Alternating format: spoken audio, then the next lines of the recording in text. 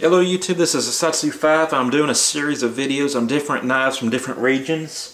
And this is going to be the last installment of that series, the United States. And I got three knives I feel represent the United States very well for the common man's knife. I'll tell you why I picked these three knives. And there was a fourth knife that should probably be here, but I didn't pick it for a couple of reasons. Mainly because I didn't have it. And secondly, because I don't see anybody carrying it. But if you look through history, this particular knife is considered to be American as apple pie. But it's just not common anymore.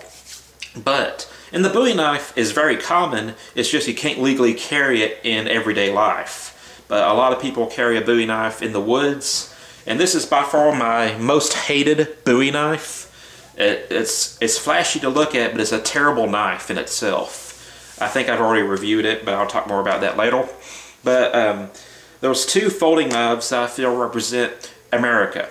Now, Americans are crazy about knives. We have many different knife companies that are based in America. You have Cold Steel, Benchmade, Korshaw, Spyderco, Zero Tolerance, K-Bar, Camilla's, Charade, Old Henry, Colombian River Knife and Tool. We got many custom knife makers.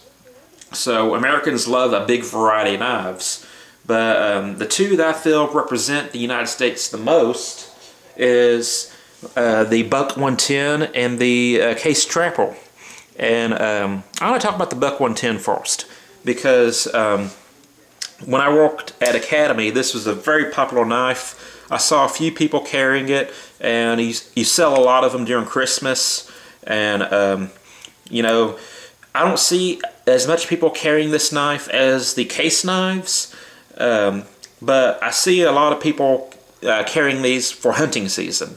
I see it as a hunting knife, and you see knives that are similarly made to this that were inspired by this knife, like the Case Mako, the Uncle Henry. You know, they were very much inspired by this knife. This was kind of the first Hardy's folding knife ever produced, as far as I know. This kind of revolutionized what folding knives could do. You know, you had folding knives that people hunted with and stuff, but this was the first one where you can really grab it and do some real tough cutting jobs, and a lot of it has to do with the back lock. But this is a very tough knife, and it's a very good knife for the price. It's very affordable. And you can get very expensive versions of these, get them custom made from the Buck website. You know, you can pick the blade steel and the blade finish and the handle material, and you can get them custom made. Or you can buy the box store one that's around $25, $25 to $30. And this is a really good knife that's produced in the United States, and I think is a very good representative of the American hunting knife. Those other knives are used hunting, but this is the one that I think represents United States as a whole. And again, the Bowie knife is obviously mostly carried as a hunting knife if you're hog hunting or hunting big animals, where you might have to use your knife to kill the animal or dispatch it, or to defend yourself in case something goes wrong with your gun or your bow. You know, if you have a wounded animal that's coming at you and you're bow hunting and you can't shoot it before it gets to you. The Bowie knife, I want to mention this, is not intended to be a hunting knife per se. Yes, it can be used as that, but what defines a Bowie knife isn't its shape, is more of its intention. It's a knife for self-defense back in the day before you had repeating firearms. So oftentimes when you're hunting with a muzzle loader or a bow, you know, this is your backup weapon in case you don't kill the animal with the first shot. But it also does a good job of skinning. Not necessarily this one, but Bowie knives in general are good hunting knives. But really, if you're hunting with a bolt action or a semi-auto or even a single shot H&R, or this is all you really need for taking down an animal and cleaning it and butchering it, quartering it up. And I feel this is a better representative of the American hunting knife than this. But I can't have a American knife video without having a Bowie knife in it. But what about the case? I feel the case is a better representative of American EDC knives. Like I said, I've seen people carry buck 110s as an EDC knife, but at least in the American South in Texas, you know, I live in Texas, the case trapper is by far the most common knife you'll see on a person. There was a short period of time when the Korshaw Leek and Scallion and those assisted blades were all the rage, but more often than not, if you're walking around Texas, anywhere in Texas, you're gonna see someone carrying a case knife, and they don't even have to be using it for you to realize that they're carrying it, because people are very proud of their case trappers. By the way, this is a Trapple. And they'll get custom level sheaths or production level sheaths, and they'll wear these on their hip and display that they're carrying them. You know, they don't necessarily use it as a pocket knife, they carry it on their belt. And it's very common to see someone carrying one of these on their belt.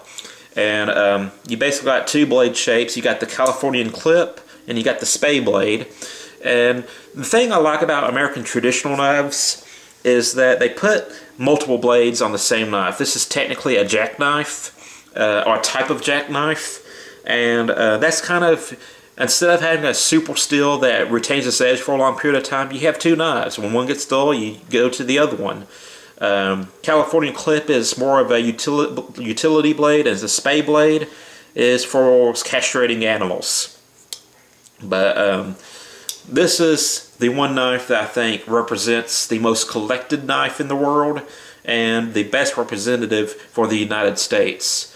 You know, there's so many different variants of the case trapper that you can collect just case trappers and you would be busy collecting them for the rest of your life. Like every year they're coming out with a different version of the case trapper with different handle scales and stuff. Maybe some of them have different blade shapes, but I know people who just collect case trappers, and they're very popular in the American South. Now there's one more knife that probably should be in this collection that I don't have, but I'm probably not going to get one.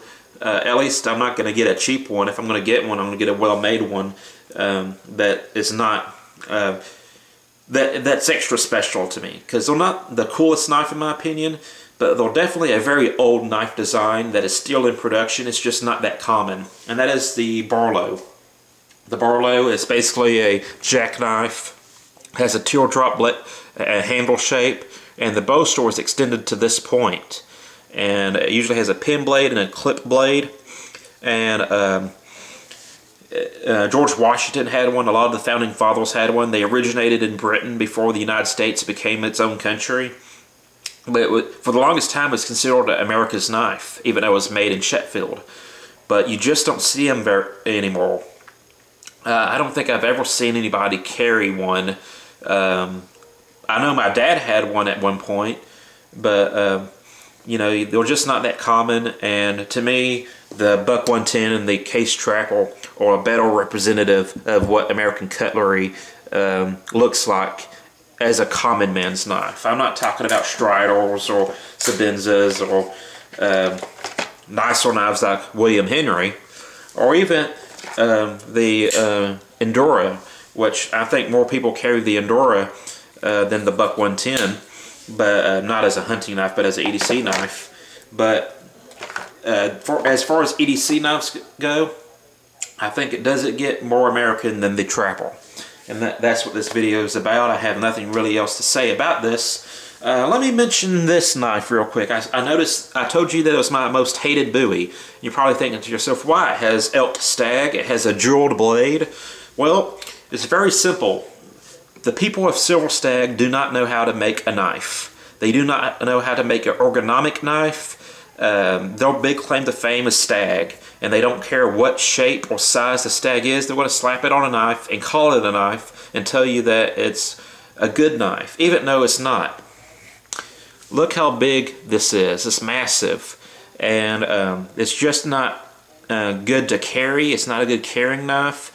You can choke up here a little bit, but you still don't get the best grip, and it's just not a very ergonomic knife. It's a very eye-catching knife, but You know, I've seen other knife makers make Stag knives that are much more ergonomic than this. And the key to making a good Stag knife is picking out a good piece of Stag to use, and making sure it's not too big, it's not too bumpy, it's not curved to one side too much.